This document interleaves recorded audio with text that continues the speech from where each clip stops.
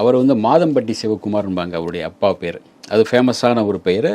அவர் மாதம்பட்டி சிவகுமார் வந்து அந்த நடிகர் சிவகுமார் இவங்க எல்லாமே ஒரு நல்ல நண்பர்கள்.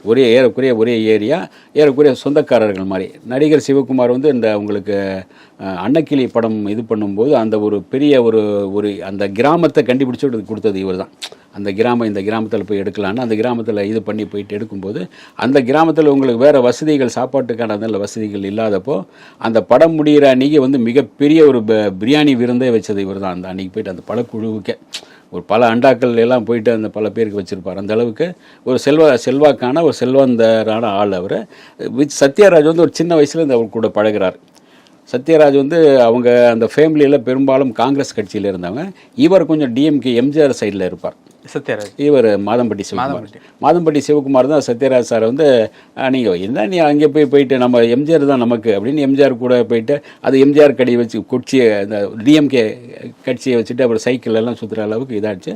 அதுக்கு பிறகு சத்யராஜ் வளர வந்து இவர் வந்து அந்த சமயத்தில் வந்து ஒரு வட்டி கடை ஒன்று வச்சுருந்தார்.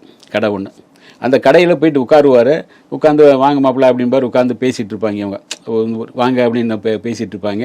அந்த கடையில் இருப்பார் பெரும்பாலும். சில நேரங்கள் அவர் இல்லாமல் இவர் தான் உட்காந்து கணக்கெலாம் பார்த்து கொடுப்பார். அதேமாதிரி அவர் ஹோட்டல் ஒன்று வச்சுருக்கும். அந்த ஹோட்டல்லையும் ரிசப்ஷனில் போயிட்டு கொஞ்ச நாள் பார்த்துருப்பார் அவர் சினிமாவுக்கு வரதுக்கு முன்னே. அப்போ சினிமா ஆசையெல்லாம் இல்லை. அதுக்கு பிறகு அந்த அன்னக்கிளி படமெல்லாம் போயிட்டு அந்த ஷூட்டிங்லாம் போயிட்டு வந்த பிறகு இவருக்குள்ள சினிமா ஆசை வருது சத்யராஜுக்கு. இவர் தான் அனுப்பி வைக்கிறார். அவங்க குடும்பத்தில் யாரும் ஏற்றுக்கலை.